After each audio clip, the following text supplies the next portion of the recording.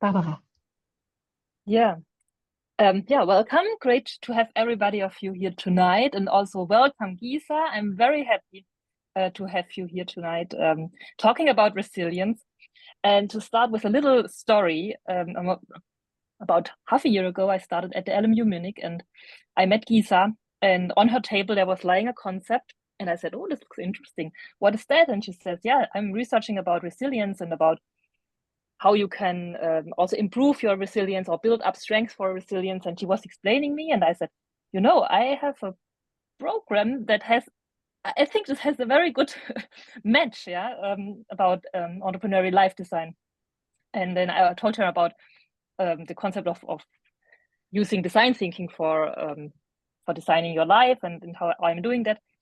And and it clicked immediately, and we went together on conferences this year, publishing topics on life design and resilience. And so now I'm really happy that Gisa is here and also is explaining to you what she's researching and what she found out, and the model and concept she's working on, that I think is also an inspiration for all of you. Gisa, it's your stage. Thank you, Barbara, and welcome everyone. As you said, my name is Gisa, and I wanted to kick off with the same story because it was amazing half a year ago when you came over, and it immediately clicked, and we saw how it all fitted together. And so I'm really excited to talk to you about my most favorite subject, resilience, and also to get inspiration from you, ideas from you, how this concept can be applied, can be used in entrepreneurial life design or vice versa. And also interested, Michael just told us beforehand that he was at a conference which he just posted in the comments, and there was a talk about resilience. And so I'm really excited to hear what you think and to develop that further. From my side, I've been working for the LMU Innovation Entrepreneurship Center for the last 2 years. I've been a postdoc researcher, also doing trainings, coachings for our incubator startup teams, also for our students. Before that, I was working at some private universities, and before that, 15 years for Lufthansa as a flight attendant and as a purser, and also as a trainer for human factors for cockpit and cabin crews, everything on things like stress management, failure management, leadership, all those kinds of things that crews need to learn and be tested every year. And then I moved over to my most favorite department, the flight safety department, where I worked for a couple of years, where we tried to, or we investigated incidents and accidents and tried to prevent them from happening, instilling a safety culture, which is actually really special in the airline industry, how we really learn from failures and how we work together with the entire industry. I was, for example, part of a group from the IATA, which is an association of all the big airlines. And we worked really, really openly about everything that happened in the safety area and tried to influence anything that comes out or regulations to influence that to make flying really safer. And so this entire thing of failure, resilience has been with me for many years, and it inspires me every day actually to improve that and work on that. So I started researching resilience actually 16 years ago, and it was really, really new in the area of work and organizational work. And now it's getting more and more coverage, and it's great that so much is happening there. So I will give you insight on what resilience is, and I try to bring a lot of things together to make it easy, digestible, hopefully. And I would just get started. Whenever you have a question, please feel free to ask them here during the talk, or afterwards. We'll have enough time to talk and discuss later on. But also, if you have questions or something in between, please do so. Okay, I would start sharing the screen and just do that real quick.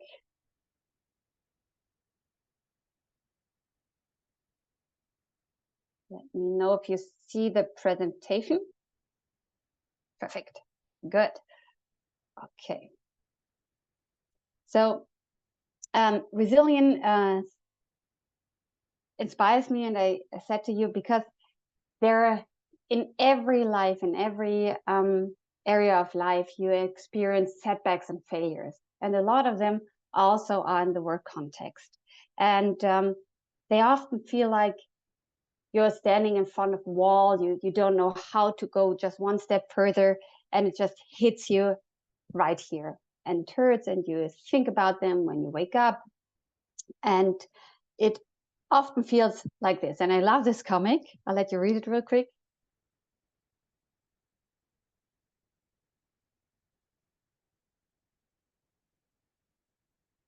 And sometimes you're like, okay, let's take the wings, or let's take the shovel, let's go. Sometimes you're like, no, I don't want to. And some people are a lot easier. So I have a friend, she's always like, oh, it's raining outside, let's take my new boots, raining is great. So she sees always the positive things of everything. But there are situations way fewer than for other people, for which she's really, or which are quite tough on her too. And so we're going to take a look on how that climbing the wall, going underneath, how that works. And I'm not sure if you're all researchers. Is everyone doing research or has been doing research at some point? So you're probably well acquainted with some failures at work and in research. And it can, a lot of the times, really, really suck. And you feel like this, and you don't want to climb the wall. You just want to lay there and say, no.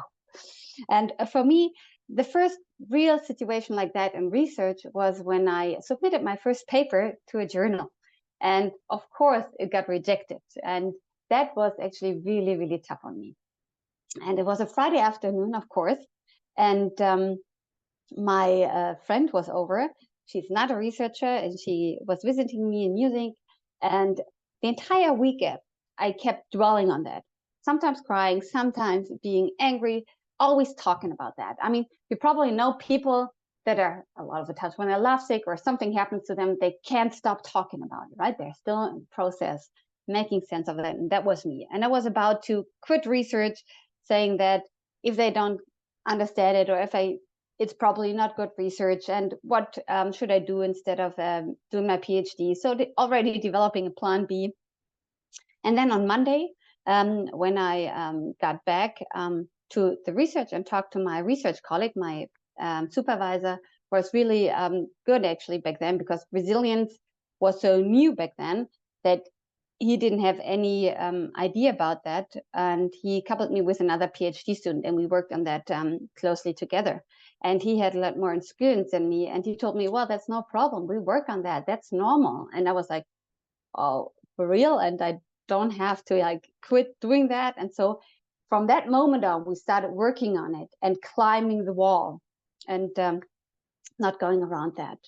And so we actually probably experience a lot of those situations, and also in the entrepreneurial context. Has any one of you already started a company for themselves from you? I never did that, Michael? Or you have a family that did so, or those linked to them? So you probably experienced, Michael, you probably yourself, or have you seen that firsthand, how something like that influences, or what kind of setbacks can happen here. And for me, actually, without knowing it or calling it that, I grew up with entrepreneurship. My mother is the first entrepreneur I knew. And when I was 5 years old, my mother had an accident, and she lost half her thumb and part of her another finger. And it became clear that after recovery, she wouldn't be able to work as a secretary anymore. Back then, I mean, it's almost 40 years back, you had to type real fast on the type machine, no computer, everything manual with your hands, and became clear she needed something new. And then she got the idea when she was at a bazaar at the church. I'm not sure if you're aware, but here in Germany, we still have, and used to have, every turn of the season, so 2 times a year, a bazaar in churches or other areas where people sell their used kids' clothes and other parents can buy them. And so she had the idea of why not do that the whole year round? And she wanted to open up a secondhand store. And thinking about that now, it's not that innovative, we might think. 40 years back, it was completely crazy, and everyone was saying how crazy she is. But she found 2 other moms, and they wanted to open up that together, and they really planned it, and they even rented a store, and they even put furniture in the store. And then shortly before opening the shop, the other 2 dropped out. They said they couldn't do it. And so for my mom, it was a situation like that. She didn't know how to proceed and what to do. And she decided back then she's still gonna pursue that. And because she also had to provide for a family, and there was an idea on how she could do that. So this was one of many setbacks she experienced actually during that time. And she go a step further. I'm not sure, the pictures here are from a show called Silicon Valley. Does any one of you know this show, Silicon Valley? I urge you to watch that. That is really, really a lot of fun, and you learn so much. Like everything there's to learn about entrepreneurship actually is depicted in there in a really good way. And this situation here, his investor or first investor is like tearing apart the founder, and he probably really, really felt bad, or he did afterwards in the show. So what I really wanted to do is find something that can help people overcome setbacks while they're experiencing it. When you're in a situation like that, what can I do to overcome it? And to really unlock the potential that lies in setbacks, like setbacks my mom experienced. And what could I have done to support her to go through those easier and better? And I've been doing research on that for many, many years, as I said, and I became a coach trainer. I did some training on that and got some techniques. But it was difficult for me to bring that together. And there was this one decisive moment when we had a supervision, and one of the coaches had a new client. He was a top executive of a company, and he was thrown out. And the coach said, "Mel, these are your research on resilience. What should I do? How can I help him?" And I was like, well, yeah, I have some theory here, and I have some coaching techniques, but I couldn't bring that together. And this, for the last 2 years, was my drive to really make it easily accessible and understandable for practitioners, but also for researchers. Because at the same time, I had friends going into resilience from entrepreneurial research, interestingly. And she said, well, our reviewer said we should frame that in resilience, but how does resilience really work? Because there's a multitude of theories of things that come together. And so this was the idea on building a framework that actually brings research and practice together and is kind of a platform for many, many tools that can be used to make it easily accessible on the surface. And then you can dig much deeper into that. And this framework is going to be filled in a second while I was talking. But before I start to go into that, I would ask you real quick to take 3 to 5 minutes and think about your last setback at work for you individually, and write down. You don't need Post-its, you can just write them down on a paper, or in your computer. But if possible, write them down, not just thinking, just writing. And so take some time to think about that real quick.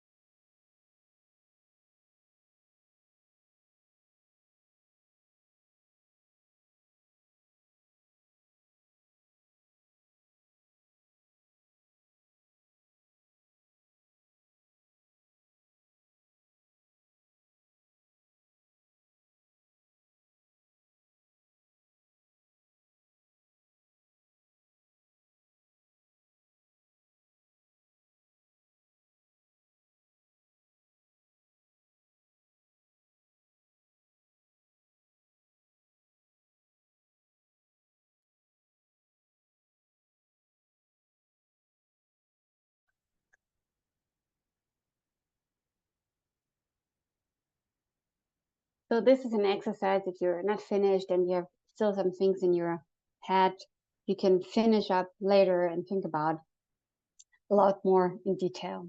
Is there anyone who would like to share what they experienced or they were thinking about? Michael? Yeah, sure, I can. Like, I don't have to go back that far. Actually, just a couple of days ago, when I was at the conference,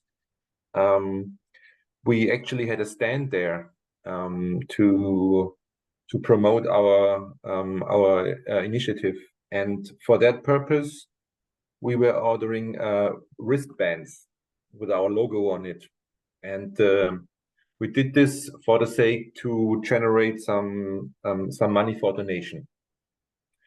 But the wristbands, they didn't arrive in time, so they were just coming when the conference was over. So we couldn't generate any money at the conference, and therefore this was quite a pain in the ass and a setback for the company and the initiative, of course. But when I was thinking about what helped me to, first of all, of course, you can always learn something from every setback, you know, ordering a couple of weeks earlier, maybe a couple of days earlier. But what really helped me was asking myself, can I change it? Can I change the circumstances right now? And I definitely could answer this. This happened 2 weeks ago. There's no way, there's no control that I have now, and I can do nothing at all at this very moment. So why worry? Why have negative thoughts? This is already done. This is over. Just go on, and don't think about that too much. Don't think about the amount of money you could have generated from it. You know, this is all something that is not in the current moment. This is something that you generate, you know, in the future, what could have happened, and you know, and just thinking, do you have control over it or not, just helped me quite a lot to accept the situation and move on. That sounds great. And are you usually handling setbacks like that, where you think about the control, or did you learn about the control aspects somewhere? I think about the. Well, I think sometimes I'm better with it, and sometimes I'm worse. I think in this situation, I also I could see that the failure wasn't quite on my side. So I thought, like, well, the wristbands, they didn't go through because of, I don't know, they were coming from Asia and there were some difficulties. So it was out of my hands, basically. I think if it would be more clear that it's my fault, like personally, then I would have to wing it more on it, probably. But in that case, it was out of my control. Perfect. This is a great example, actually. And if I may, I'm going to come back to that also later on, because that's a great thing. Thank you, Michael, for sharing that here. And also, if anyone else has some ideas, so while we go through, now we're going to go pretty soon to the model or the framework, please share your experiences or thoughts here as well. So we've been talking about resilience without defining resilience yet, which is researchers absolutely necessary. And there are a couple of definitions. This is the one we use: the positive adaptation within the context of significant adversity. So we need an adversity, for example, the wristbands not getting there, and then the positive adaptation. And we're going to take a look at that. What does positive adaptation actually mean? What was a positive adaptation that Michael did? So we're going to take a look at that, actually. But first, we take a look at the units of analysis of resilience. And you can have resilience as an individual. You, as Michael, had resilience. You, as a team or an organization that you were there, is also resilience. And the resilience of those entities is different. They're often really much interrelated and connected. But you, as a person, can be resilient, and the team cannot be resilient, for example, and vice versa. But we're going to take a look at that too. And again, also, there are different contexts where you can have resilience. So in research, you can have resilience there, or as a startup team, or in a work context, in your private life, and in sports. And a lot of examples come to our minds usually when we think about sports and resilience. Is there anything that comes to your mind? What pops up when you think about resilience and sports? Anything that comes to your mind right now? Training.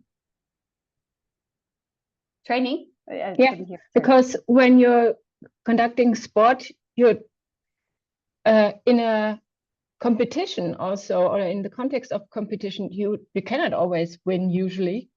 And it's a training for the sport, but it's also immediately training the resilience. Yeah, absolutely. It's strongly connected. There is mens sana corpore, that a healthy mind lives in a healthy body. Therefore, I think also the physical and the mental state is getting better, and therefore you're more resilient. Yeah, strongly connected, absolutely. And you see, people in sports, they, as you said, they train their resilience regularly because they're almost, and if you do professional sports especially, you're in a constant competition. And there are a lot of examples. I'm not sure who is into soccer.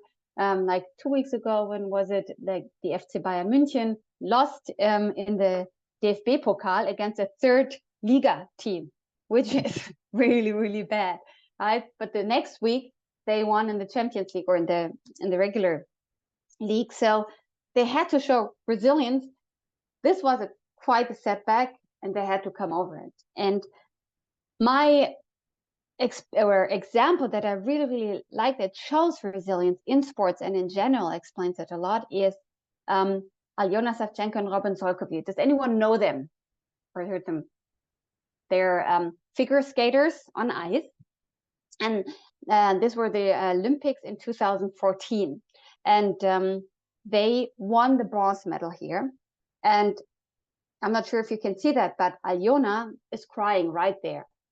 Because for her, this was not a victory or something she won. No, she lost the gold medal. They were set to win the gold medal. They won everything, and the gold medal at the Olympics was missing. And she's really, really sad.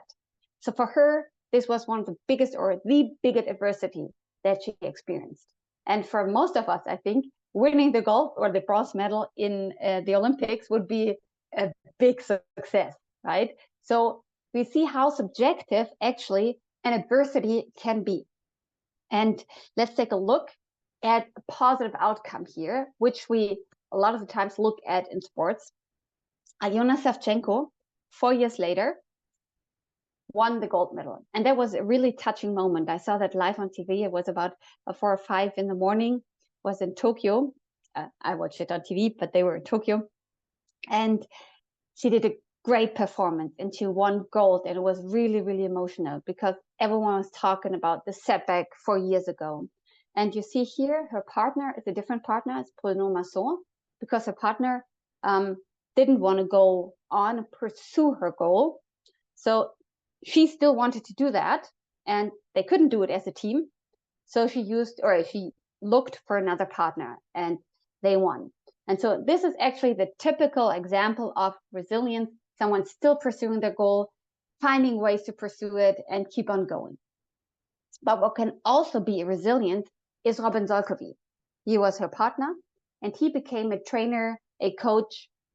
And we can say that is a positive outcome as well, if he's happy or if he really wanted to, because we don't know him personally.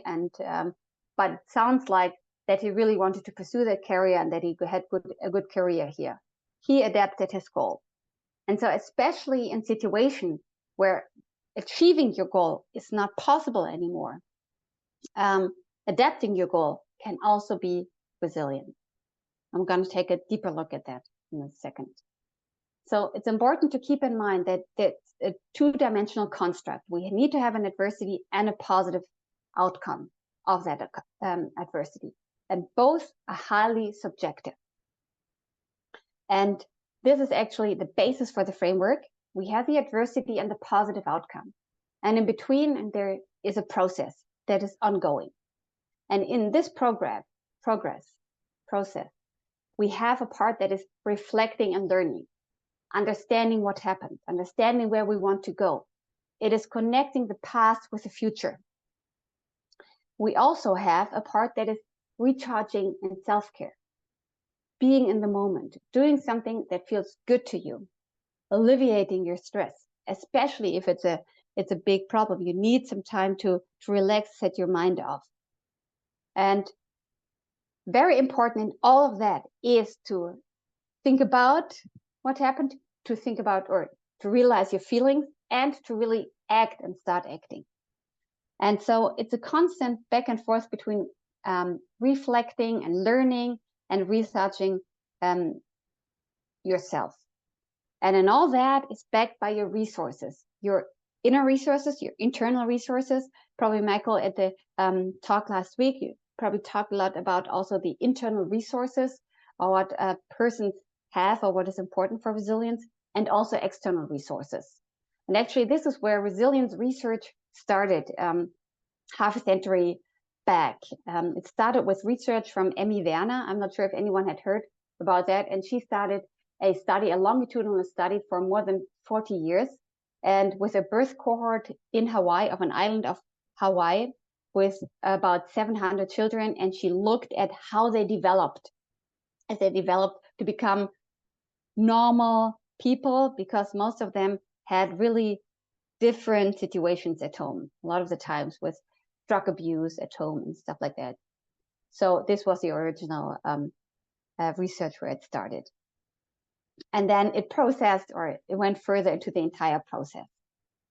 So we're going to take a look at this process a little bit deeper, and we're going to start with the adversity, because a lot of the times we just take adversity for granted. And in most research, actually, adversity is taken as there's an adversity or there's not an adversity, and that's it. And I think Michael said it perfectly, what the difference was with his adversity, actually, with the wristband not being there. It was, for example, not his fault. But let's take a look at the types of adversities. So first of all, there are failures, where you're achieving your goal is not possible anymore. And then there are setbacks, where you can still achieve your goal, but there's a deviation. For example, for my mother, with a secondhand store, she could have said, this is a failure, I cannot open up the store, that's it. Or there was a setback where she said, okay, I can still do it. It's also subjective in how you see that and what your actual goal is, if it's a failure or a setback. Then you have errors. And this is what I've been working a lot with in the airline industry, and where you learn really, really much to work with errors, because all accidents are a chain of errors. It's never just one error that happened for a plane to crash. It's a chain of error that happens. And we learn early on, everyone that works in a plane learns that you have to take care of any error. And it's very tough a lot of the times to recognize errors and work with them. It sounds so easy, but oftentimes it's not. Then we have uncertainties. For example, when Corona hit, there was a lot of uncertainty where we didn't know how to proceed, what to do. And this can also be seen as the adversity. And then high amounts of stress, any crisis, and also traumata. But very importantly, for what we look at here, we never go deep into trauma, because this is something for professionals. Also with stress, if you're in a case of a burnout and stuff, this is something for professional psychologists. This is nothing we gonna try to treat somehow with concept like that. This is really on a different level, actually. So, and for example, if you really have post-traumatic stress syndrome, depressions, and so forth. And this was actually how resilience was measured in the beginning. Do people have experienced post-traumatic stress disorder or depression? But this was not in the work context. This was on a normal everyday life. For example, the kids that grew up in households with drug abuse and so forth, or people coming back from war, or the September 11th attacks. So this is what we're not going to look at. Let's take a look on the severity of adversities. And interestingly, that has never been looked at in research before, or not in the resilience studies. And so we developed a measure of the severity of an adversity. And this picture is actually from the day I had my first talk on this concept of resilience in the summer, and there was a big storm in Munich, and I couldn't go to the presentation with the train, with the S-Bahn, because it was not going due to the storm, and said, okay, I'll take my my bike. And then this tree was in front of me, and I said, well, this is a perfect example actually of an adversity, and we're going to see why. So the first dimension of the severity of an adversity is the disruption. How disruptive is it to me? So how disruptive was this tree to me? It was very disruptive, and I knew if I would go back the entire way, I had to go on the other way of the Isar, and so I wouldn't have made it in time. So I really had to get my bike over that. And if we take a look at Michael's example, so how disruptive was it? I mean, you couldn't get the money you were expecting to earn the money, for example. So how did your everyday life or your work change with that? So there was probably some kind of effect here, because you probably thought you would get the money. Depends on how much you needed that, and for ongoing, how disruptive is it to what you're doing. Then the second aspect is the criticality. So how important is what happened to me, to my identity, to my values, to my goals? And so this is what Michael actually said is, or what I understood, that it didn't really affect you personally that much, right? So, and a lot of the times when we look at research or in entrepreneurial failures, a lot of the time, it's very closely linked to ourselves, to our identities. And so when something happens there, it really hurts here. And so the more critical it is to you personally, the harder or the severer is the adversity to you. And the third part is novelty. Have you ever experienced that before? For example, paper rejection was my first paper rejection. The other ones hurt too, but not as much, because I knew how to approach that. So those are the three aspects of severity of an adversity. And it is really good to keep that in mind and to really understand why this setback really affects you and where it affects you. And this helps you in processing this thing. So the next part is now the positive outcome side.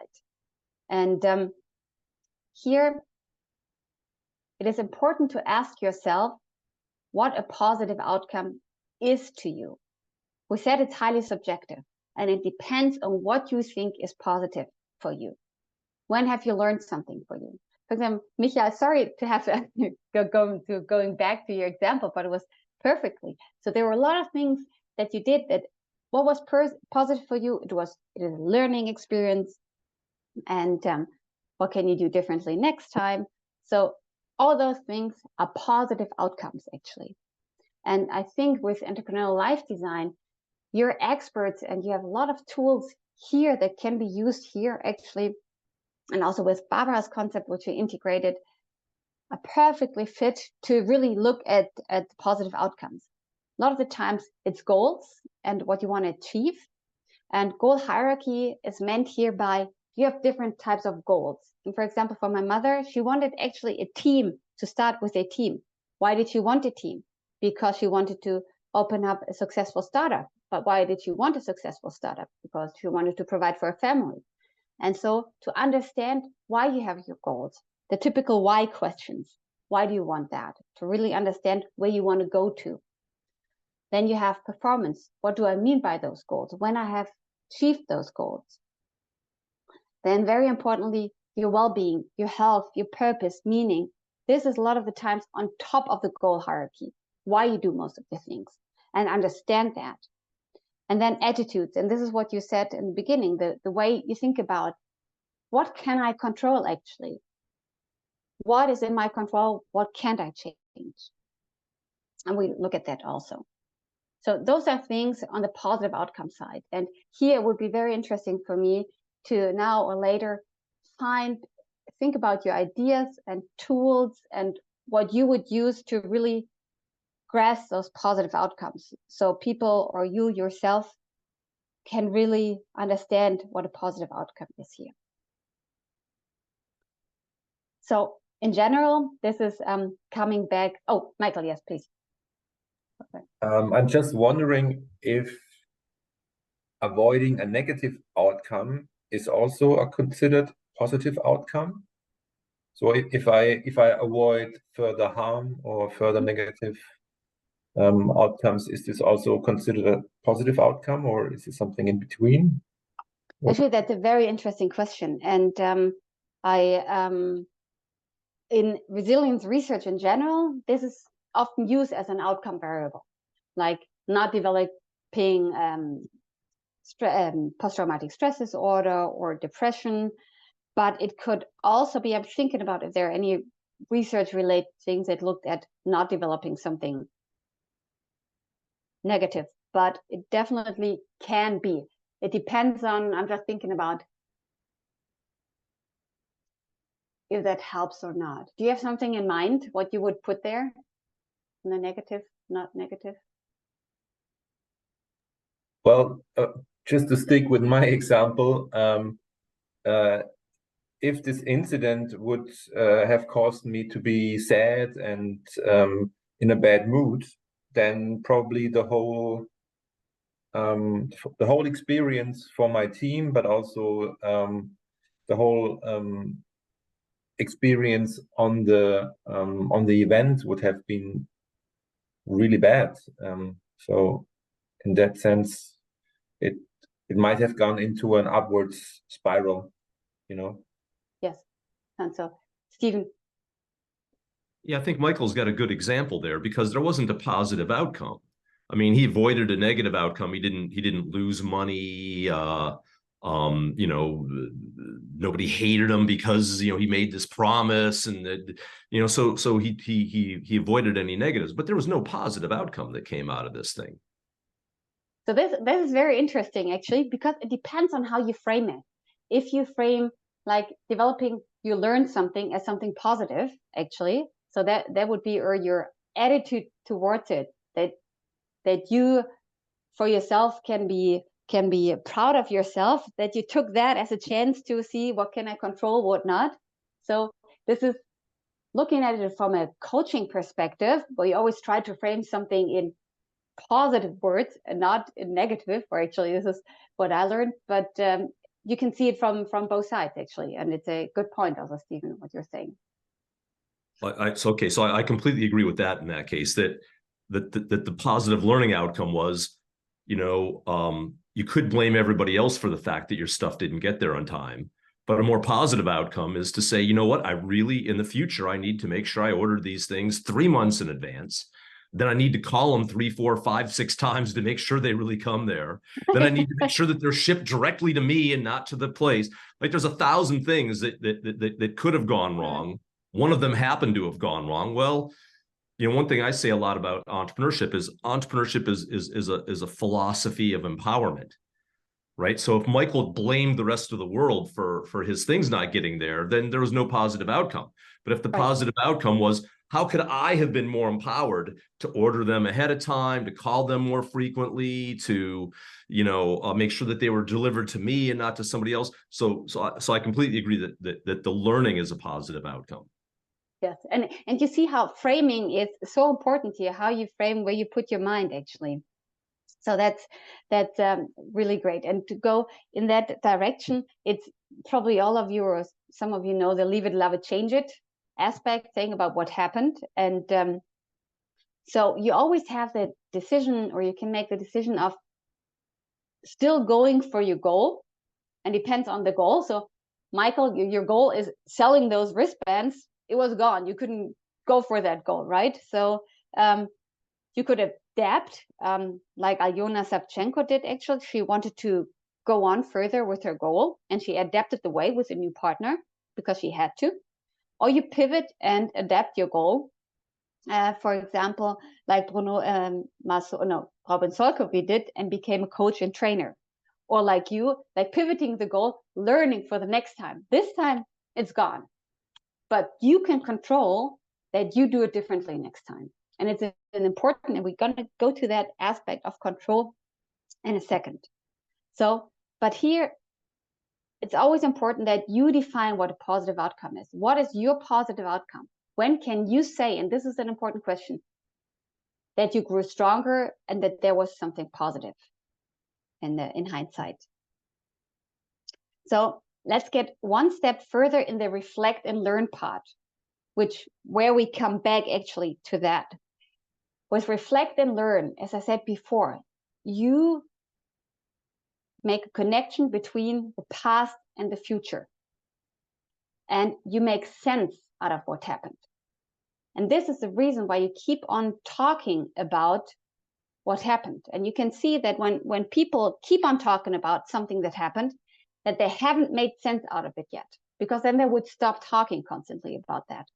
I was a part at Lufthansa also in a team that take care of crew members that happened to experience a traumatic experience. And it's called CISM, and we're the first aid, psychological first aid. So in the first week, best in the first 24 or 48 hours, you have a debriefing and talk to the people that experienced some setbacks and or actually traumatic experiences. But we never do traumatic psychological deep trainings. This is just for professionals, as I said. But we had a talk from a trauma specialist, actually, and he told us that people really need to make sense out of traumatic experiences. They need to close a cycle to kind of keep on going. And this stuck to my head, this closing the cycle. It's kind of bridging that. And to make sense out of what happened.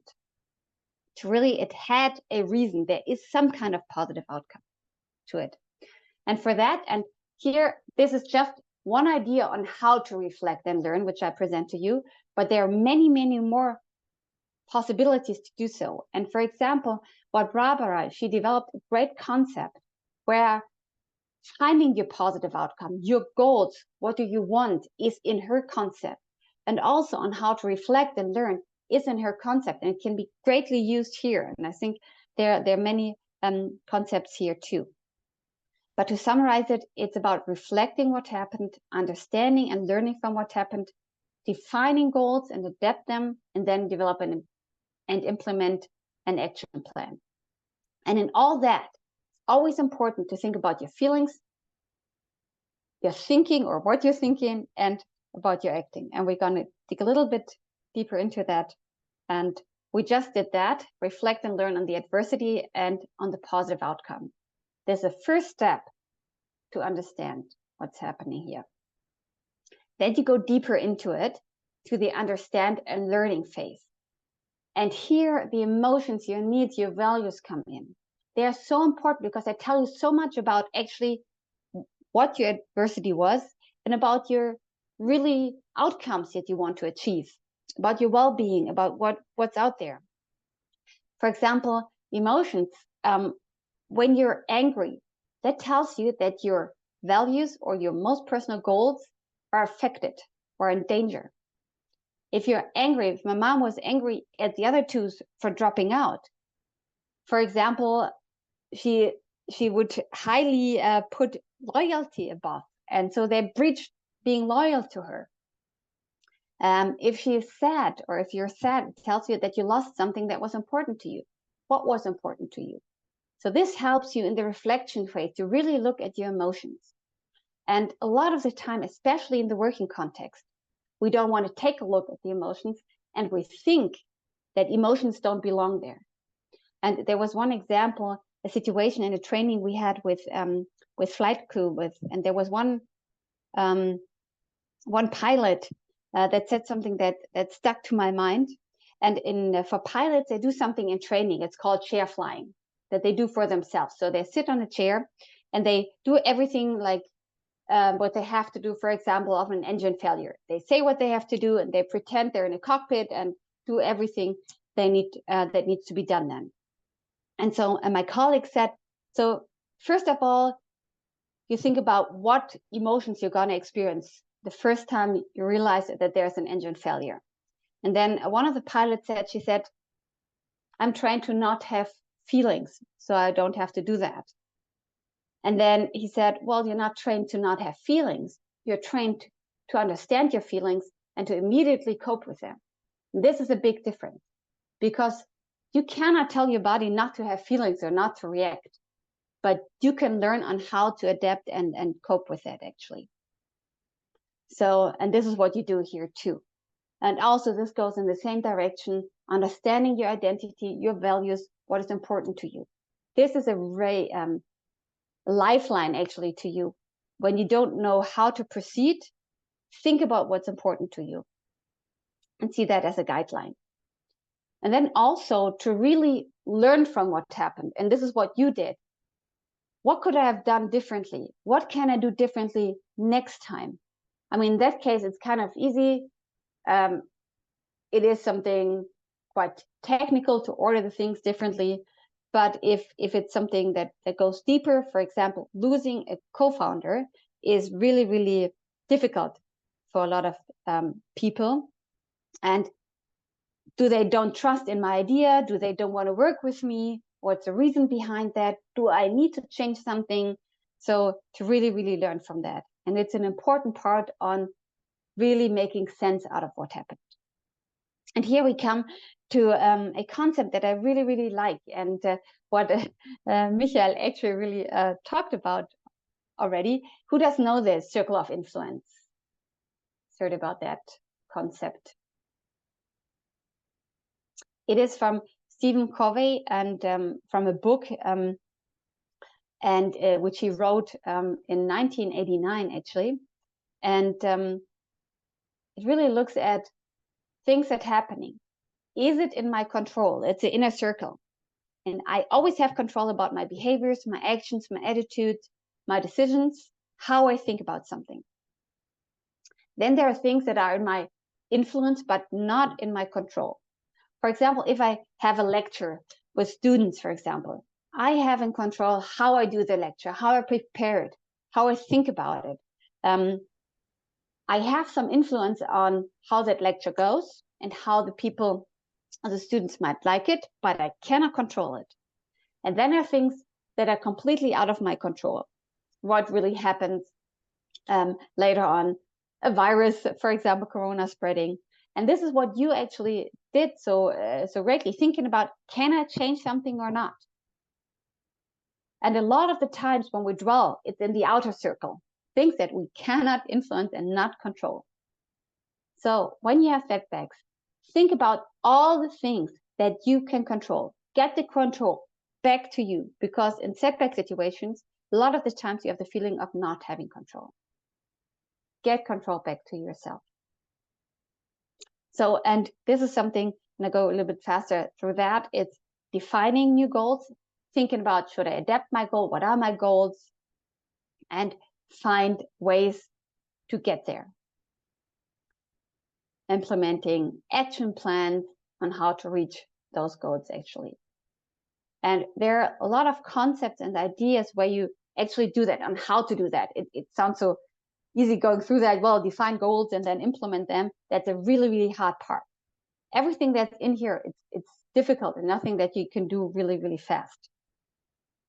Let's go over to the recharge and self-care thing. And this is actually something where you can spend hours again just talking about that. And a lot of resilience trainings focus on this. What can you do yourself to bring joy or relaxation to the moment? When do you feel relaxed? When do you stop thinking? A lot of the time it's a circle in your head, and you remember that. You wake up and it's something that you think about. And how can you stop your mind of thinking about that, at least for some time? And here's just a list of some things that help, that research found or from experience, and depends on what's important to you, what's good for you. Well, he's said food and water.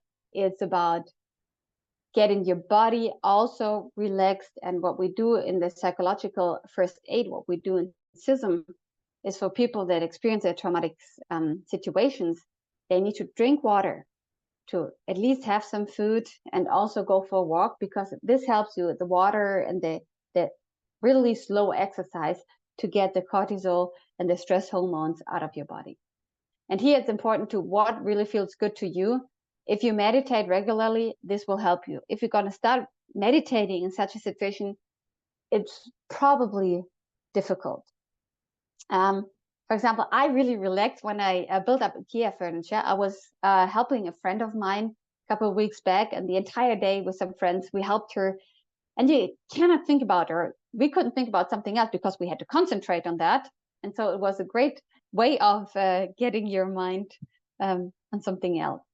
For other people, it's cooking, for example. For me, cooking is pure stress. That wouldn't be relaxation, because I don't like cooking. I just like eating. But for some people, that's a way of getting your mind somewhere else. So, and this is something you can do for yourself.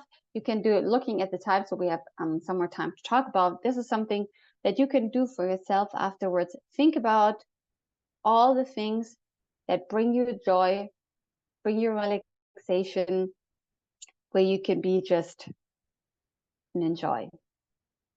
Just taking a look at the chat real quick, so that there is something.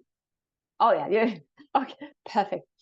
Yeah, actually, in our last incubator batch, we had 2 people actually saying that they love cooking, that they actually want to do something with cooking. They did some deep tech things, but they actually love cooking, and that was the best part for them. And they, at some point, they want to open up a restaurant. So it's so different how people think about that.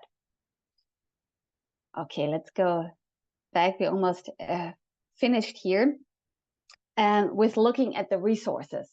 And there's tons of research on what resources are important to you during a setback situation.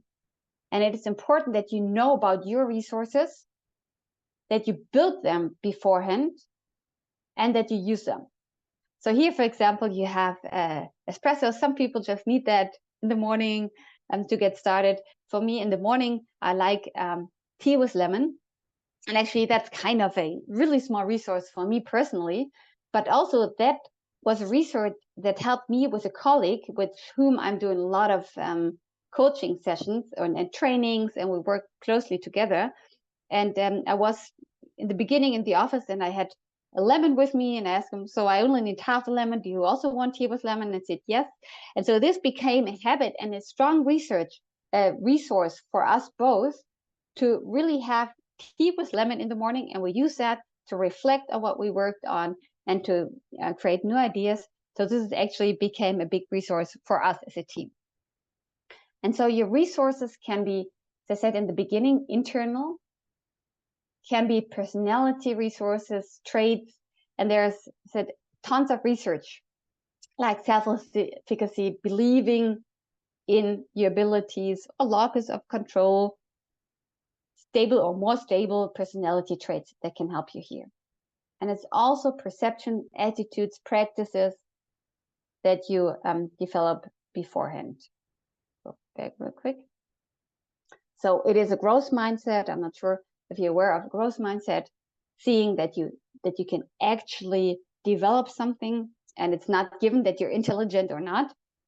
Stoicism, I'm not sure if you're acquainted with the idea of stoicism. Usually we think about stoic people, like people that only think about straight ahead, and but stoicism is actually a philosophy, and I urge you to look into that. It's really, really interesting, and it's concerned with the things about where do you have control and where do you don't have control, and focus on the things where you have control. Okay. Bye, Stefan. Thank you for being here. And also being aware of your hobbies, your values, your purpose. And this is actually also where we find that entrepreneurial dive design and the concept, for example, Barbara did, comes in, being aware about your values, being aware of what gives you purpose and meaning, knowing that. really helps you here, and develop that beforehand. Then you have external resources. There are so many types of external resources that can help you. And we have, from the early research, we found that for the young people growing up, some kind of adult figure that helped them was essential. It could be a coach, a further relative, or also a teacher. Having that made a big difference, actually. And so find your network, being aware what's a great resource for you, who can help you. Interestingly, in my first research that I did for my PhD, we looked at the resilience of innovators after project terminations. And here we found the effect only from colleagues and leaders on it, and not from family and friends. But what we looked at was how did it affect my self-efficacy, trusting in myself, for example. We figured that your family and friend is essential for you to recover, but to think about or believing in yourself and your abilities, you only think about colleagues and leaders that they can understand. If they say, you can do that, you can go through that, you trust them, and you think, okay, I'm maybe not that bad of a researcher. Yeah, having my colleague saying, well, that's not bad feedback after the submission, and how we could approach that, that made a difference, actually. And so we also did some things on startup team resilience, but I'm going to stop here. And as Michael, you want to raise your hand, right? Yeah, just very quickly, because when it comes to external resources, I only see human beings here, and I'm wondering if we should also look into other elements than human beings, which could be nature or could be pets or whatever, that is somehow mentally supportive. Yeah, that's absolutely a good thing. And I haven't thought about that, putting it here, because in most of the research usually doesn't go there. And I bet there's a lot of research on pets, actually, what they can do. I don't know of any in the work context, but I think that's it's a great point, because I haven't thought about that, actually. And what would you think? Nature so far is included in if you go out for a walk, and so as a resource for you, or something that self-care that you enjoy, nature. But it could also be quite different. Bettina, sorry, I didn't see your hand. One thing I really like is the success teams. Maybe you have heard about that. It is the positive framework of like anonymous alcoholics, because they should also build up resilience, not to fall back in drinking habits, and that you have social pressure and a social support group and a clear commitment towards a positive goal. And I think that is the practical way to build up. I know it might not work out like I do, but there is a purpose support system to do that. Because I see that friends and family are sometimes overwhelmed. And I would have a question. As on one hand, I'm interested what Steve asked in the chat regarding good books or articles we should read. The other thing is there is in psychology something with confrontal therapy. Do you have insights about how effective it is to build up resilience when you confront a person with the difficult situation again and again? Is it really that you are building muscles to deal with the situation, a thicker skin or something? So I'm not completely sure about confrontal therapy, so I'm not expert in that, but it depends. It really depends. And this is also why the novelty part of an adversity is not as straightforward as it might seem. So experiencing a setback again and again can, on the one hand, train you, for example, for the submission and being rejected to a paper. So you get used to it because you know that it's normal. So this is kind of getting better, but only if you start to handle it with some kind of successful outcome. And I think confronting with a person with a setback situation again and again, and if it doesn't have a positive outcome, then it's going to make it worse. But if you learn a positive outcome out of it, and it can be just having a different attitude, actually, the things that are in your control, then it can help you, or actually, yeah, that can be okay. And then you can kind of grow muscle, but only if you learn something from it. Otherwise, I think a lot of the time, it's not going to help. And in some cases, and this is what we actually looked at, my first research is on if the people after terminated innovation project were still motivated and committed to new projects. Because what we didn't want were people that were not committed anymore. Because a lot of the time what happens is, and a lot of people say that's resilience, but to not care anymore. And is it resilience if you start not caring anymore? Is that a positive outcome? Is that really what you want? So, and those are the questions you ask in that direction, actually. So my lessons learned listening to you is, the assumption built on what you said is that also based on my observation that people in a very difficult situation, they need sometimes translator and supporter to extract what our lessons learned is. Of course, there's a difference. They feel it and agree with that. And I could imagine there is, besides the learning aspects, there needs to be elements of nourishing, because what I experienced and saw is that the people in us, it didn't work out. It's so energy consuming that they need to identify new sources of energy in order also to want again, right? When you do not have any energy, and so, oh God,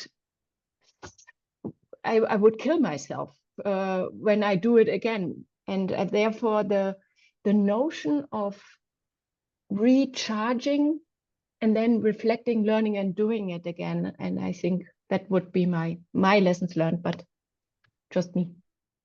Very interesting and very importantly, and this is one of the drawing aspects of having a new goal. And people are a little different, but for me is I need a goal where I can like make sense. Me personally, for example, go further. Where do I go to? This is then the final point that helps me out. Or learning to be more in the moment, enjoying the moment.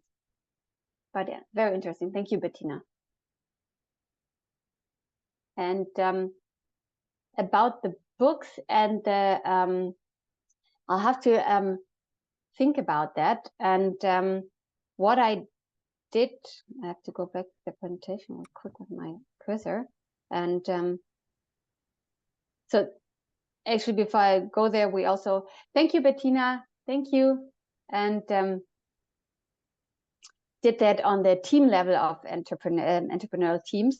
And we built a canvas, actually 2 canvases where you can go through to that, but I will not go into that right now. But there are some, this is a Barbara's concept, which I included, or which we included in our. So a lot we draw from positive psychology. As you think about well-being, for example, PERMA is included here. Stoics is an interesting part. Then Viktor Frankl, I'm not sure if you know him. It's logotherapy, power of meaning, looking at needs, what are needs of people. Then mindfulness. Actually, I'm personally not an expert of mindfulness yet, but it's an important part, especially in the recharge and self-care things. And the circle of influence. And I also like Ikigai in that area, but I have to think about some good books that may be summarizing it. This is a problem actually in resilience research so far. Let me go to that. But, yeah, we'll add that to the folder. Stephen, sorry.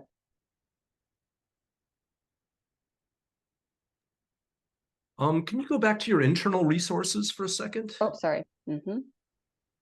So I like all those included concepts that you just showed a few seconds ago. Yeah, that slide there. So I completely agree with that. I was just curious if you could go back to your internal resources for a second, because I'd like to suggest a couple of things that arise directly out of that last slide that I didn't see under your internal resources. That's the one. So some of the internal resources that I think are most important that arise from those, slide number 48 would be there's three particular beliefs that are toxic, that cause anxiety, depression, and things like that. Their worthlessness. So the positive internal resource would be self-esteem or authentic self-esteem. So I see you've got self-efficacy. That's not quite the same thing. Self-efficacy is I have competence. Self-worth is I have value. So self-esteem or authentic self-esteem is what I would use. So I like empathy. That's a good one. That means that other people have value. But what you don't have here is positive worldview beliefs. So the big one that arises out of positive psychology is optimism and hope. So you might know Seligman's book, Learned Optimism is an example. And the other internal resource you might want to think about, I haven't seen it phrased as a positive. I've only seen it phrased as a negative, is cognitive distortions. So, for example, Michael has a bad thing happen to him. A cognitive distortion would be, catastrophizing. This is a disaster. Everybody hates me. My parents are going to kill me. I feel like if I fail an exam, my parents will kill me. And so, the positive internal resource would be called rationality, because the problem with these cognitive distortions is they're just not true. They're just wrong. Your parents won't really murder you. It's not true that these things always happen. But so I just invite you to consider that some of these internal resources would be positive attitudes, positive beliefs, and attitudes and beliefs like self-esteem. You've got empathy, but you're missing optimism or a benevolent universe thing.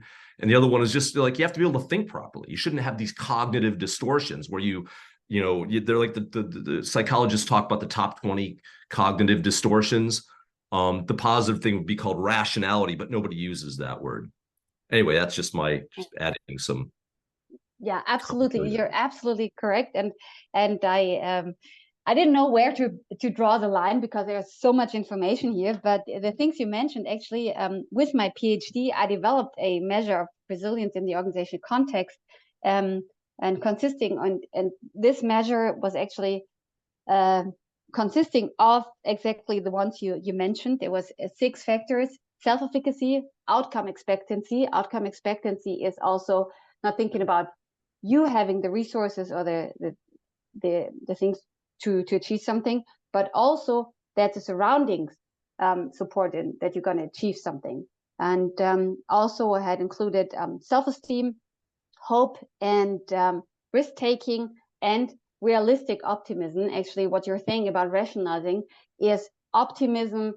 It's also not good to be overly optimistic. You think everything is going to be great. For example, Viktor Frankl is what he found out. Viktor Frankl, I'm not sure if you heard about him.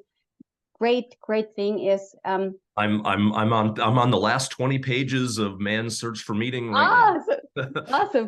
So and this is something, being overly optimistic is not helpful. So the realistic optimism is important, and I think that goes in line. And I actually haven't been into cognitive distortion, so thank you very much. I'm going to take a look at that, and I could imagine that it kind of relates to realistic optimism, to be realistic about what are realistic outcomes, positive and negative, actually. So thank you very much. Very important. And I think it's important for me to really include them here. And because, as I said, it's quite difficult. And this is what I tried here to. There's so many things in resilience and so many concepts that go in here, and that's a difficult part. And what do you do at the front of the framework, and then where do you dig deeper? And but very good feedback. Thank you very much for that. I'm going to throw out one other suggestion as well, too. Perfect. I'm going to suggest you add the word reframing. Where would you add that? Under reflection and learning, like reframing. And so reframing, what would be an example of reframing would be on the Design Your Life. He has this like failure analysis thing. And I don't know, it's one of the last couple of pages in Designing Your Life, where something goes wrong and you kind of analyze it and you say, well, can I reframe this in a positive way as a learning experience? Can I reframe this as, well, this is just a screw up. What are you going to do? Or can I reframe this as, well, this is outside my control. What are you going to do? Just get over it. Be stoic about it. Mm-hmm. So reframing is kind of a major concept that I didn't see you explicitly use in here. Mm-hmm. I'm going to suggest you put the word in there somewhere. Good point. Thank you. And in coaching, we use that a lot and make a hero story and a failure story out of the same story and so forth. So very good point. Thank you. Bettina, you want to say something? I just have an idea of what I would like to have as an entrepreneurship educator. Also could be valuable for the startup consultant is a first aid kit based on research. So in case there is a difficult situation, to look, okay, here's a list of difficult situations, like the entrepreneurial doctor. What are known difficult situations? For example, team, of course, we know when startups are failing and the wounds might be different, and strategies that you have a basic way of dealing it. But so what would be the first aid kit for entrepreneurial challenges, failures, whatever? A good idea. Thank you. Stephen. Oh, sorry, I didn't mean to interrupt. No. I was just going to bring up a new point. Okay, so for that, then I'll go back to that. And I really like that point, Bettina, and something what we already did on the team level, which I went through, was kind of a canvas for the team aspect, which we also wanted to do for the individual aspect, something that guides you kind of through that process. And we're still not sure if that's really working because it's so complex. But this is something we're thinking about. Just we don't have to go into that really deep, but to really help you with questions, and then there needs to be more information, like on our business model canvas, lean canvas, where you have more information on each subject. But actually, we have something like that in mind. Is that for you, from the teaching experience, also something that you would use on the individual level to have a canvas, or would you rather have that in a different So I format? think this needs to be applied, and we should collect experiences. My impression is we much more need to address the emotional side, because it's very intellectual and the people are hurt. They are deeply hurt.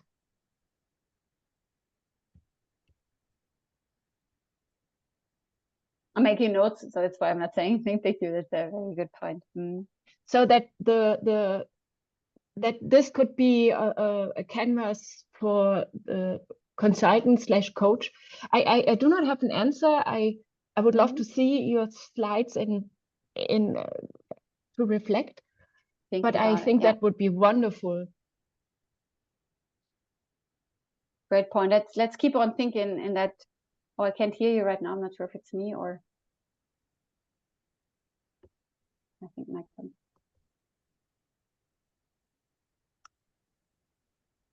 I think I have trouble with my internet connection right now. Can you hear me? What? Yes. Okay, good. Because I couldn't hear what Bettina was saying at the end. But this is something we should keep on thinking about. Good points. Stephen. How do you do research related to this? So you mentioned you're working on your PhD. So I assume you're trying to turn this into some kind of a publication. You're doing some kind of research. Like how do you measure resilience? How do you measure whether they're reflecting or not? How do you measure whether they're having positive outcomes? Like, are you trying to validate this model, or how are you doing research related to all this? Well, I used to do research. My PhD is about, I finished my PhD 10 years ago. So that was. Oh, I'm sorry, I missed that at the very beginning. I thought you were a PhD student at LMU. Yeah. So no, but so what I did back then in my PhD was actually finding a measure, how to really measure if someone is resilient after being in a terminated innovation project. And that's where we found the 6 aspects of self-efficacy and positive outlook and so forth, and risk-taking. And we measured how that was actually, those attitudes were influenced by the setback. That's what we did then, and tried to find that as a measure. So you need that to go through a setback, and it's also influenced by it. And we looked at what were the support mechanisms, like, for example, leaders and colleagues that were important. There was some kind of research. We did some research on researchers, where we interviewed and also had a questionnaire in 2 time points from researchers around the world. And right now we do a theoretical paper on the entrepreneurial resilience aspect on this concept. Actually, we had some case studies, but so far everyone told us we should do a theoretical paper now and drop the case study out of it. So this is the research actually I'm doing right now to validate that. And the framework that I presented to you is actually something I'm not sure what the outcome is going to be with that to make a practical publication out of it, or like a translational science thing, because this is a concept where I wanted to bring research and practice actually together. And it's still something I'm working on. It's not a typical research project, this framework actually, and I'm not sure yet what to do with it. The research side, Bettina, Barbara, and I were thinking about doing something and then putting some of their research together with the framework or with resilience. And yeah, those are the actually research projects I'm working on right now. Okay, thank you.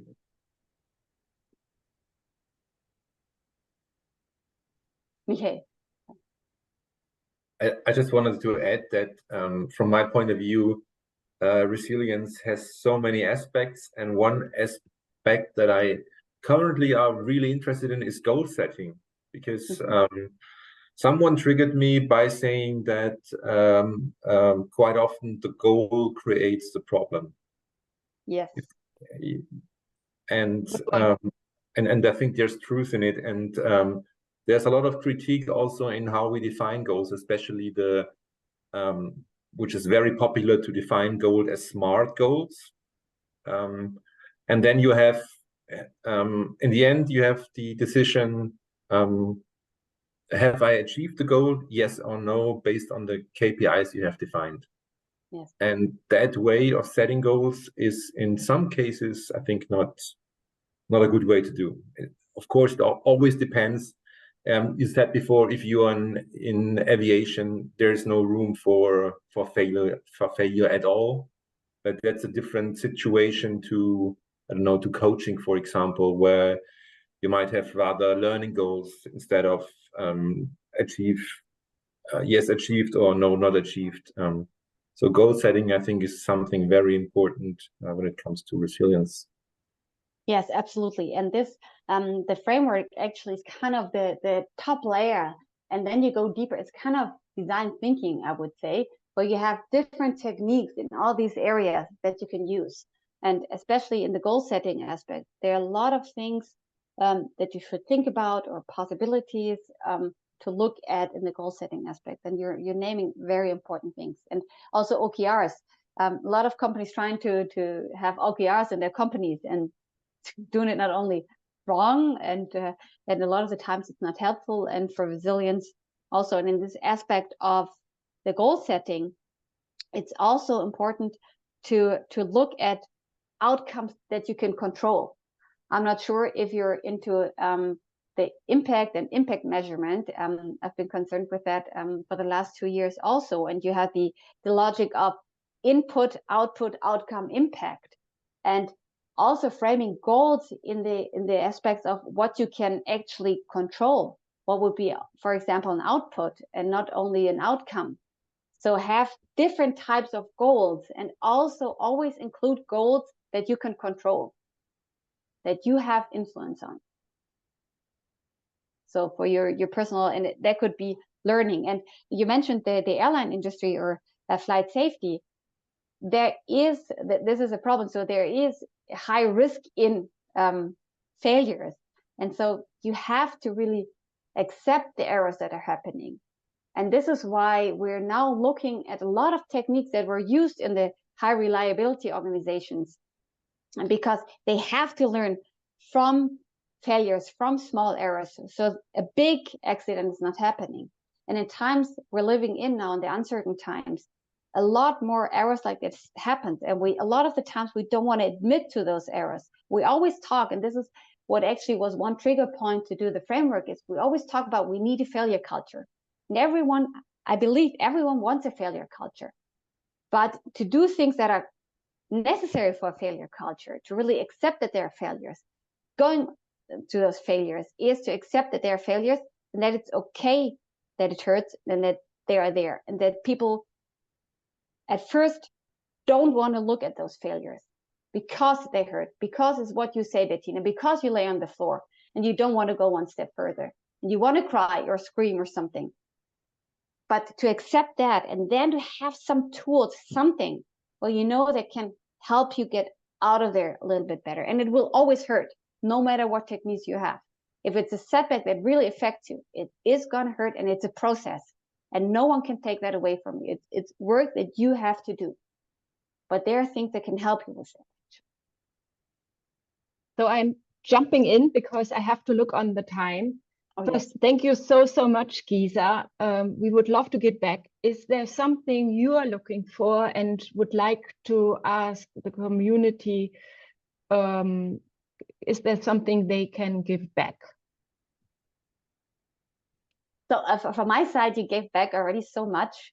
Your ideas and everything that you said, I made a lot of notes. And as this concept and the framework is still in the making, and I'm constantly looking to adjust that and to make it more accessible on the one hand, and also more holistic, I would say. So if you have more things in your mind and ideas on that, or things that you are missing or comes up, please reach out to me. I would be really, really happy if you do so.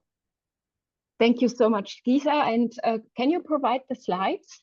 Yes, I will. Wonderful. I think you said, or I give it to you, or I put them on the drive. That's wonderful.